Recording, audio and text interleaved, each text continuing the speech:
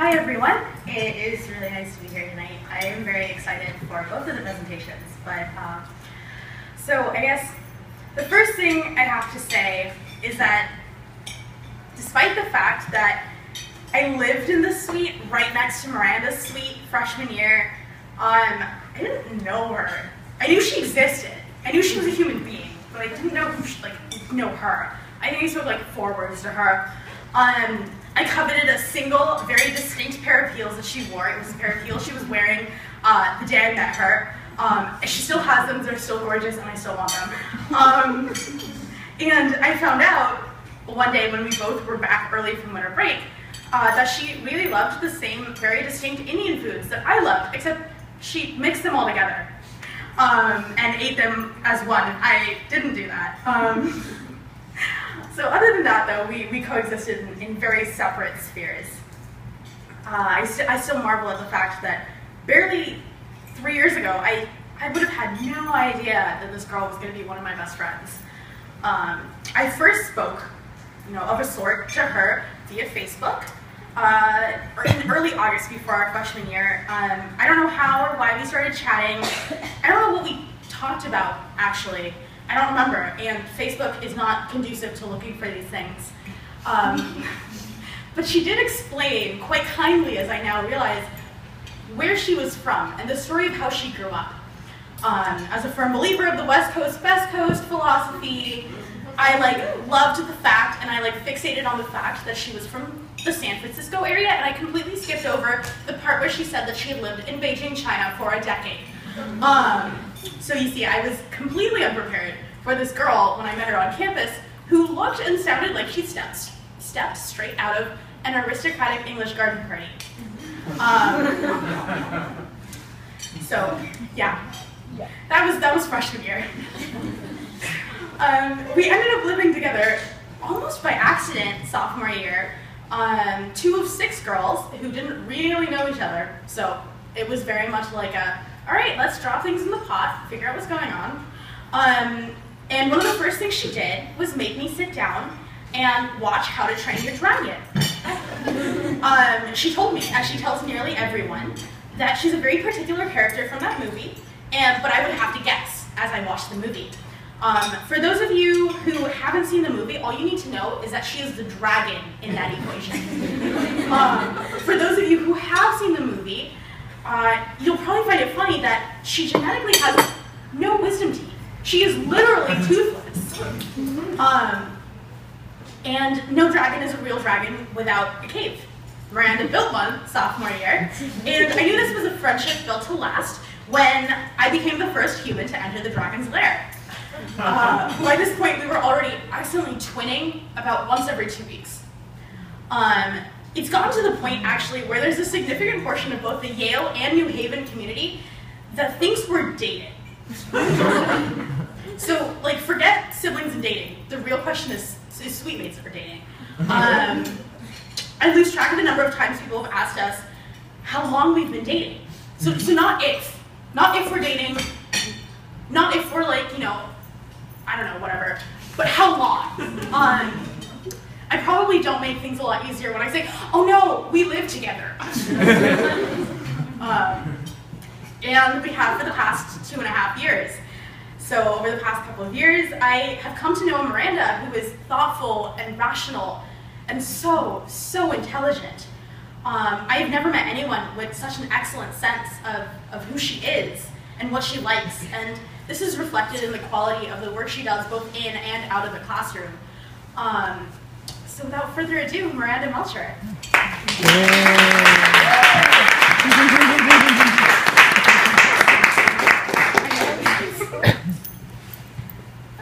Well, thank you, Pratty, for both introducing me and introducing me nicely. Someone who has lived with me for 2.5 years, there are many, many other things she could have said that I'm rather pleased that she didn't.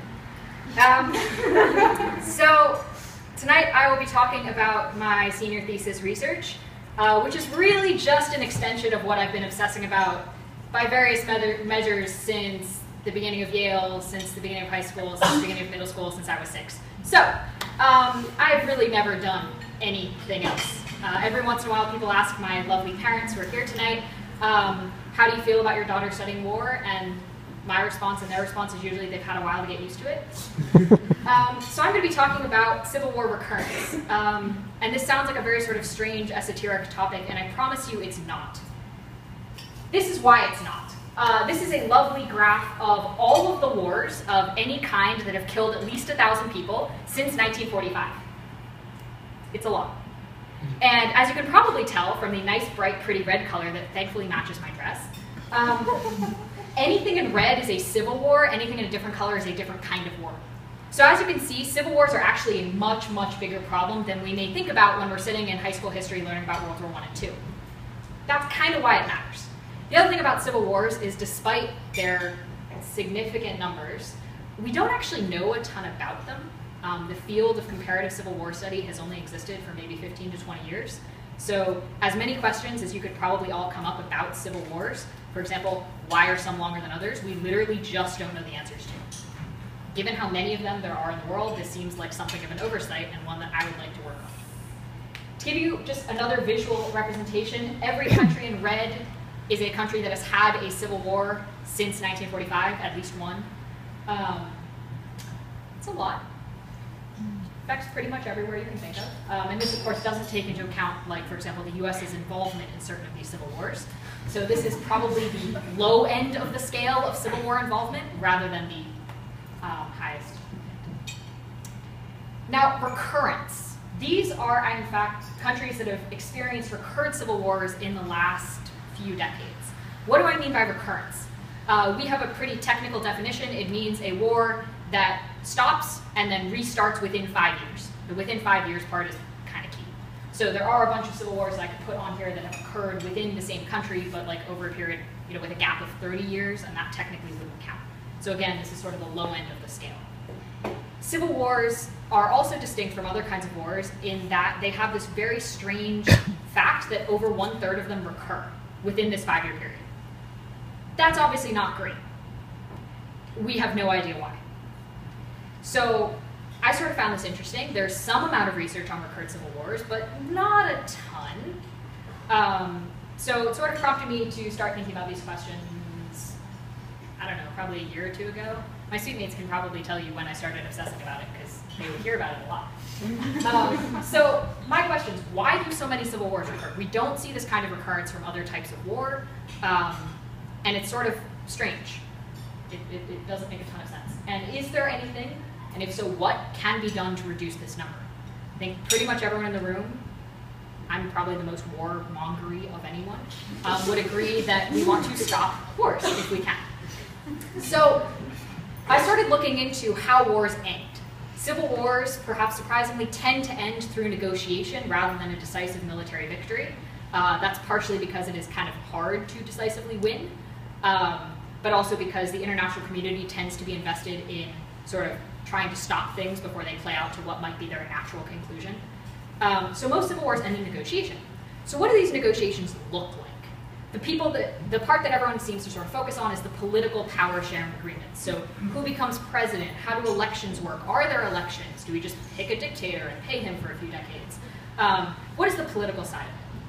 But that didn't really seem like enough of an answer as to why so many wars occurred. So I started digging deeper. And what I found out was that in the vast majority of civil wars that are negotiated by some outside actor, whether it's the African Union, the European Union, the UN, the US by themselves, France, Saudi Arabia, anyone, they tend to have one solution to how to reconstruct the military of whatever country has just been ripped apart by the Civil War. They take whichever side is most dominant at the time of negotiations on the battlefield, and they turn them into the national army. They give them a nice new title that says like National Army of X instead of like communist fighters for whatever. And then they send everyone else home. Usually they remember to take their guns before they do that. We'll get to that in a minute. So this is like the standard policy that across the world gets implemented, ranging from cases in Latin America to Africa to the Middle East. This is sort of like the gold standard. But if a third of civil wars recur, something is going wrong here. And this is what sort of was interesting to me. I've been doing a lot of case studies in the past few years. Again, as my studentmates can probably tell you, I'll spend a few months obsessing about a particular war and then abruptly seem to move on to another one. Here are two examples. So these are two wars that I looked at. Both of them recurred, and both of them recurred after some form of international intervention and negotiation. So in Liberia, the first civil war, one of my favorite civil wars, 1989 to 1996. The reason this is one of my favorite civil wars is it literally started by a guy named Charles Taylor, who's going to spend the rest of his life in prison, with 150 other guys and a bunch of AK-47s literally walking across the border between Sierra Leone and Liberia and shooting a few people. And the 150 guys with AK-47s was so threatening to this obviously incredibly weak government that this sparked a massive civil war. This is famously one of the civil wars that had really high use of child soldiers, had a lot of resource disputes, etc. He managed to end that civil war through negotiation, which resulted in him as the president. Perhaps unsurprisingly, there were a bunch of people who weren't super happy with this, and the Second Liberian Civil War started just a few years later and ended with him going off to The Hague. This is, remember, despite the fact that there was an international UN negotiation in 1996 that ended the First War. They set up a power sharing agreement, they set up a military agreement, and yet war recurred pretty quickly. Iraq, perhaps a case that you are all more familiar with. There are obviously many conflicts happening in Iraq. When most of us were like in elementary school, but there was actually a civil war within all the other wars from about 2006 to 2008. It mostly stopped with the surge. Essentially, the US sent so many troops in that it just stopped, but has now recurred, and we are currently in the middle of arguably the second civil war. Again, though, when the US went in, both in 2003 and in 2006, there were sort of plans put in place to share both political and military power between the various sects that inhabit Iraq. This, by the way, is the case where they forgot to take the guns before they sent the guys home. So these are two cases where, like, the UN, not some strange regional actor who may not know what they're doing, the US and the UN, they pretty clearly seem to know what they're talking about, have gone in and used this policy, and it failed. So then I found the Lebanese Civil War. And it's a really weird case. They had a civil war between 1975 and 1991, long time. 150,000 people were killed. That sounds like a small number. To add some numbers, 1 million people were displaced, 750,000 of whom are still displaced. About 1 million people, roughly, were permanently wounded, and this is for a country that had a population of about 4 million. Big numbers. Lebanon, like most Middle Eastern countries, has a bunch of different sects. This one also had a lot of political factions, so there were Palestinian communists, but also Palestinian fascists. And despite both being Palestinian, they were really not on the same side. There were about 20 militias. The government survived only 3 years of the war. By year 4, the government no longer existed. And there were multiple international interventions. The US Beirut Marine bombing might be the most famous one for those in the room. But a bunch of different countries tried to intervene at various points and stop it. Like most civil wars, it ended through a negotiated settlement, but bizarrely enough, there was no recurrence. And that's when I started getting interested, because Lebanon sort of, if you look at the war and you look at the arguments we have for recurrence, it seems that the longer a war exists, the more people die, the worse it is, the more likely you are to have recurrence. Lebanon pretty clearly fits the case for really bad war. So why was there no recurrence? My theory is that it has something to do with how the army was put back together, because the policy that I just described that pretty much everyone uses is almost the exact opposite of what was done in Lebanon. So what was done in Lebanon? By the end of the war, there were 20 different militia groups throughout the country. At the end of the war, the negotiated settlement that was essentially negotiated in Saudi Arabia between Saudi Arabia and Syria, and then they brought all the militias to them and said, okay, we're going to bang your heads together until you sign this piece of paper. They took 19 of the 20 militias and put them all in the National Army together. Anyone who wanted to could go home, but anyone who didn't want to go home was all put in one army together. They were not split by sect, so it wasn't like the Navy was Shia and the Army was Sunni. Nope, they were all just thrown in there together. This sounds like the recipe for disaster, but for some reason it worked. And within just a few years, the Lebanese army became the most trusted government institution, which, granted, for Lebanon is an incredibly low bar, but They became the most trusted government institution where they've remained to this day, and even after the Syrian government stopped completely occupying the country in 2005, which is sort of when everyone expected. The Syrian government occupied for 15 years, from 91 to 2005. They were eventually kicked out, and everyone sort of expected the country to like devolve back into civil war. Not only did that not happen, but the army, no one deserted the army either. No groups used that opportunity to pull out. And when the Syrian war started and spillover started becoming a problem in Lebanon, the Lebanese army was actually effective in stopping spillover attacks. So not only are they trusted, not only are they cohesive, but they actually also can do their job. These are all things that were completely unexpected in 1991. So my argument is that most political power, along with the sort of winning side leaders, if there isn't a military power sharing agreement that is more equitable than just you can go home and we'll retrain you for civilian jobs, which is what is usually done, they will prove my point. I'm trying to figure out why did they put their army back together that way? Interestingly, I couldn't actually figure out how they put it back together until I managed to get my hands on the actual text of the agreement. No one's written about this, which seems very strange and slightly daunting. But we know how they put the politics back together. We don't really understand who came up with this idea. Why? Why did anyone think this would work? Then why did the groups, the militias that had to get their heads banged together to sign a piece of paper, why did they agree to this? They had the option to go home. Why didn't really any of them take it? When the Syrian army was gone as the enforcer in 2005, why didn't they take that opportunity to be like, yep, bye? It seems sort of odd. After all, they were killing and fighting each other for 15 years. A great description to give you a picture of who these militias are. In the early 90s, outside observers said things like, by the end of this war, all groups had both allied with and betrayed all other groups. So that gives you some idea of like how much they hate each other, right? And yet they stay. And why has this strange reconstruction had anything to do with not having a civil war recurrence? And therefore, what can we learn from this case to apply back to the main policy, to apply to future situations? There's certainly a lot more wars in the world today that look like Lebanon, that look like the sort of easy to fix, like two sides, small Liberia. So this is pretty much what I'm up to. I don't have answers to these questions yet. I have theories. I'd be happy to share them if anyone's curious, but this is pretty much what I'm up to and what my argument is. Thank you.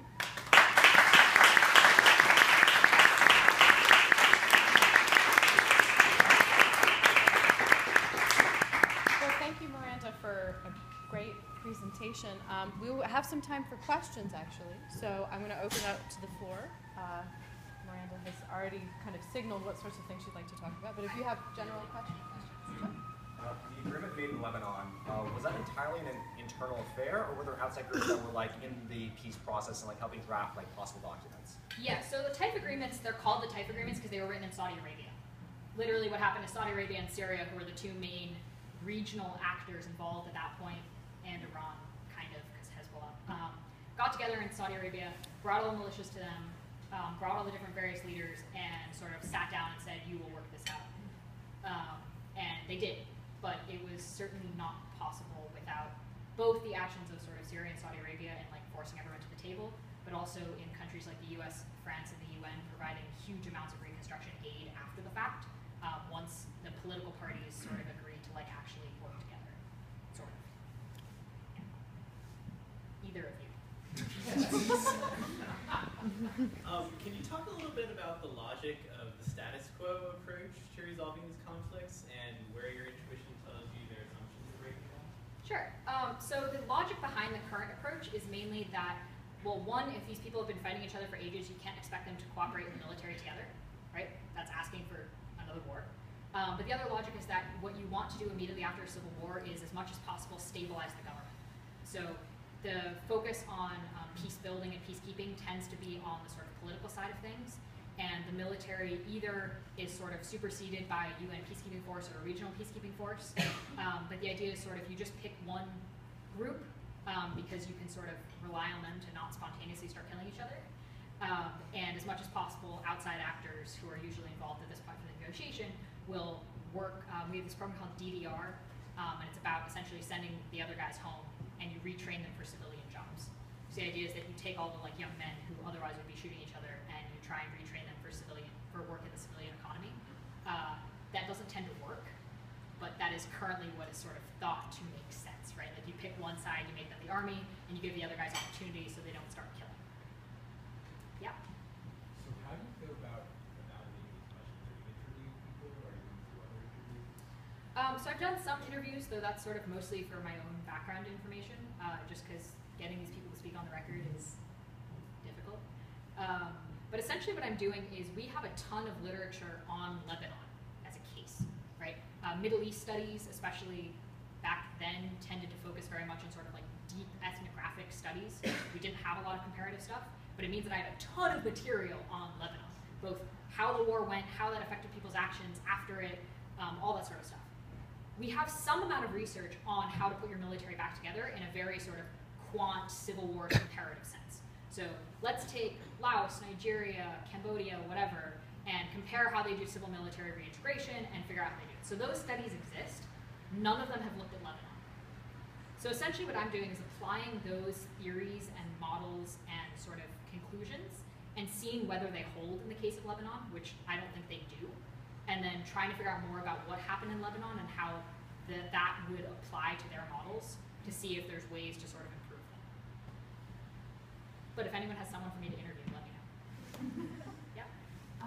This is really interesting, and I have a question that actually has to do with this. Are you applying these models specifically to the sort of agreement to the integration question? Because that I think is fascinating, because like maybe it has to do with the collective exhaustion of a number of years of fighting, and maybe because they had so many experiences allying with other groups, they actually had these relationships or something. Like, is there any primary sort of stuff on the soldiers' accounts? And yeah, so there is quite a bit of primary material, because this was a massive, horrible civil war that like pretty much everyone was involved in at one point. So there is actually a lot of primary accounts. I am going to be looking at quite a few of those for exactly that reason. But what I'm also interested in, I get two explanations for why, when I ask people about this, there are two explanations I always get for why there was no recurrence. One, the Syrian military was occupying the country, and two, exhaustion. I'm actually kind of skeptical of both of those in explaining the whole thing, just because as much as I can understand being exhausted after 15 years of war, also being asked to then put on the same uniform and do the same drills with someone you've been trying to kill for 15 years seems perhaps somewhat implausible. And the sort of Syrian occupation story breaks down when, after they leave in 2005, nothing happens. So I'm investigating both of those, mainly through primary accounts, but I'm also a little skeptical. What was the political power sharing agreement in this 20 faction system? Cool. So the political agreement was actually the opposite of the military one. So essentially what they did was they gave each sect a piece of the political pie. So the president has to be Christian, the prime minister has to be Shia, the head of parliament has to be Sunni, etc. So Lebanon has actually not had a president for like the last year and a half because none of the Christian parties can agree on a candidate. The Shia and Sunni parties all have their own Christian candidates, but the Christian parties themselves cannot agree on one. So the country, this is what I mean when there's a low bar for like institutional trust. The country literally has not had a president in a while because they just can't get along.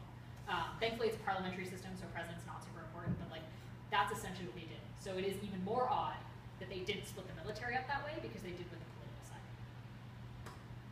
Have you thought about how to apply any of this to Syria? Yeah, so that's the case that's sort of hovering in the back of my mind when I talk about sort of what this can be used for in terms of other wars that look more like Lebanon. Figuring this stuff out before we get to a point where we need it in Syria, I think is probably important. And perhaps not having Syria become another historical case that we only investigate after the fact. So it is sort of a case in the back of my head. And part of the reason I want to do this now and not wait until I'm doing my PhD. My question is actually going to the basics, and it is, what's your definition of civil war? And I'm asking that because at the beginning you showed the map of civil war since 45. Yeah.